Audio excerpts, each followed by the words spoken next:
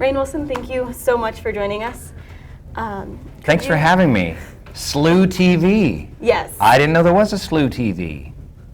A lot of people don't. I'm We're excited. a closed-circuit channel, but we are on YouTube. You're on YouTube? Yes. I'm going to be famous. I'm going to be YouTube star. So I do want to talk about your role as Dwight on The Office, which I think most people here know you for. Yes. But I would like to start by talking with you about another initiative that you started called SoulPancake. Can you tell us how that started? Yeah, so SoulPancake, a lot of people know us from our YouTube channel, but we started as a website. We have an app and a best-selling book. And when I started getting well known for The Office, I saw an opportunity to do something really cool and different and unique on the web that no one had done before. I wanted to do content that was uplifting and brought people together and challenging as well, and about big ideas. So what we settled on was exploring life's big questions, what it is to be a human being. And that's what we try and do. We try and challenge people, bring people together, make the world a better place by talking about creativity, philosophy, and spirituality. And in doing that, do you see the site having an impact? Do you see the site making people question things more? What do you see its impact? Yeah, the site has done very well, and we have a nice community of people there that pose questions and talk about life's big issues and stuff like that. And the book added to that. But really it was our YouTube channel where our project kind of came alive, where we really found our voice.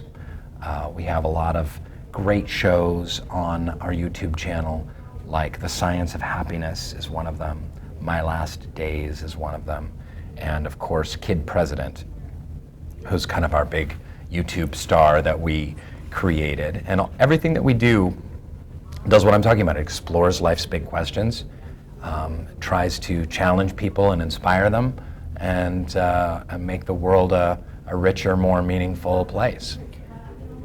It does, yes. I've seen that it covers a really wide range of areas, though, when you're doing that. So do you feel like you have a real defined focus, or is there much that doesn't fit into what is SoulPancake? Yeah, well, we often have that conversation. We're kind of like, we'll do great shows, but then we'll always talk about it like, yeah, but is it really SoulPancake? Is it SoulPancake-y enough?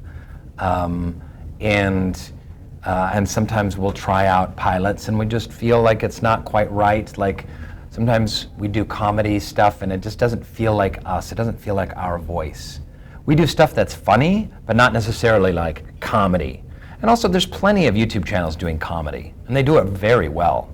Funny or Die, College Humor, Jash, there's a bunch of great places.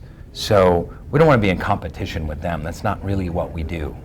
So it's an ongoing conversation that we have as a media company. Very cool. And you're primarily on the internet. Do you see the internet as something that was really necessary to get your message across, or do you see it as something that could have existed without the internet? No, we really wanted to be a web company and have a strong web presence. We'd like to move out more into television and into live events as well, but I think the web will always be our home base. There's something about SoulPancake that's very democratic. It's about regular people, young people coming together and spreading good news and having a good time, and that's our community. Is that an expansion that we can expect to see soon? Well, we are going to do a Kid President TV show at some point in the near future. I'm not exactly sure where or when, but it's all in the process of happening, so it'll definitely be on the air at some point. And we've already done a documentary special on teenage depression and suicide for MTV, and we did a music special for VH1, and we did a special on the Oprah Winfrey Network.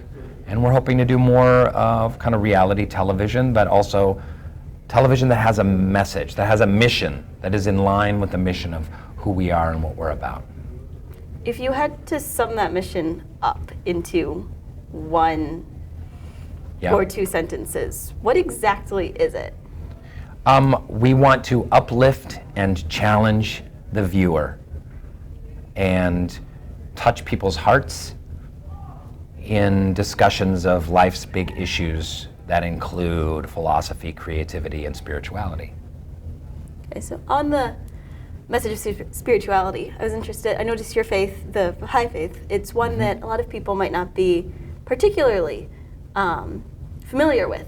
So can you kind of try and tell me in a nutshell, I know it's always hard to put in a religion in a nutshell, but what you believe as a Baha'i? As a Baha'i?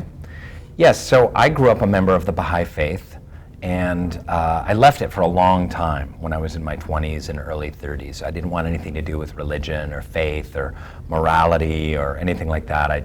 I like many young people, I rejected the faith of my parents. And then came back around through that's kind of a long story, we don't really have time for that now, but I'm talking about that tonight here at your college. Basically the Baha'i faith believes that there's only one God. So all of the people that are worshiping any kind of God or great spirit or higher power out there, whether it's Yahweh or Allah or God or whatever you want to call it, there's only one God.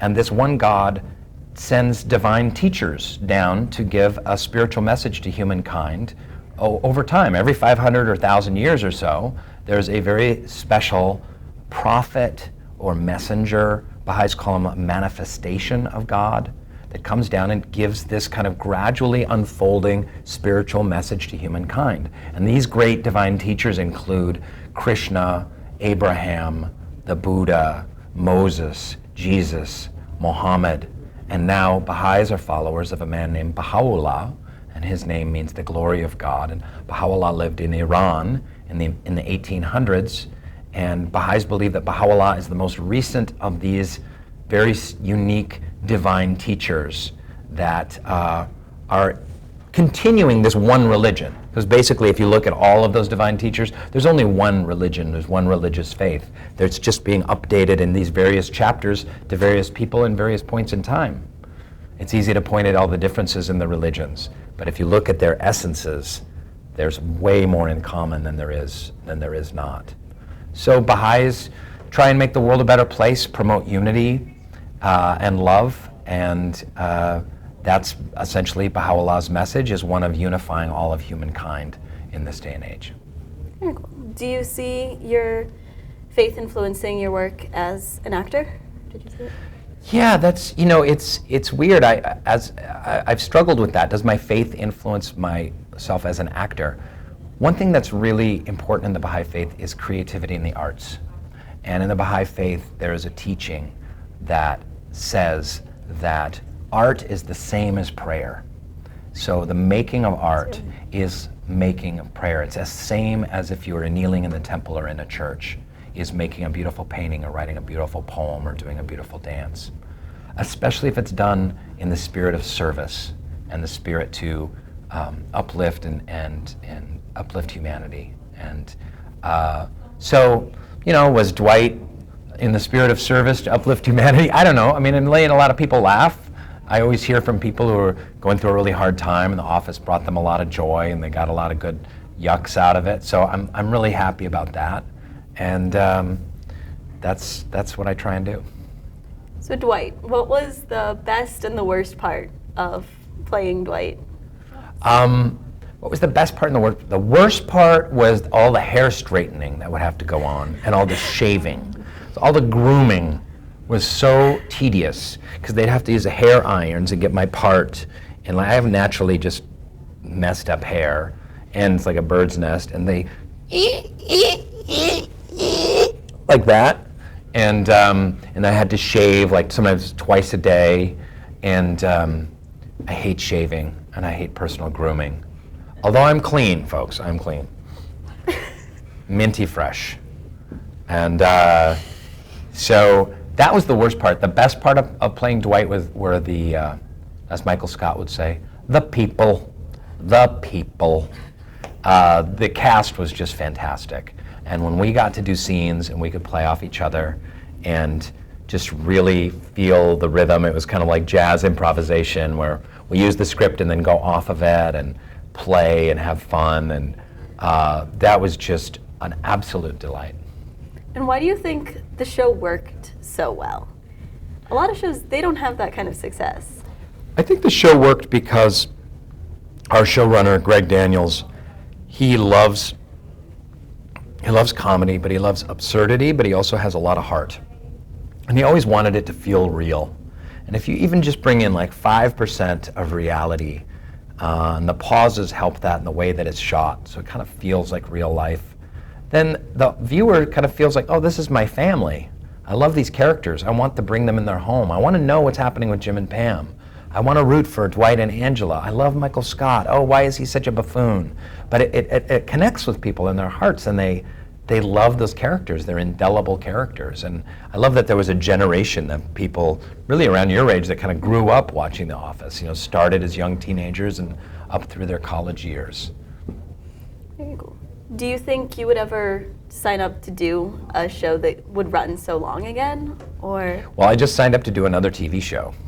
So who knows? Could be another 8-9 years of doing a different TV show. It's kind of scary.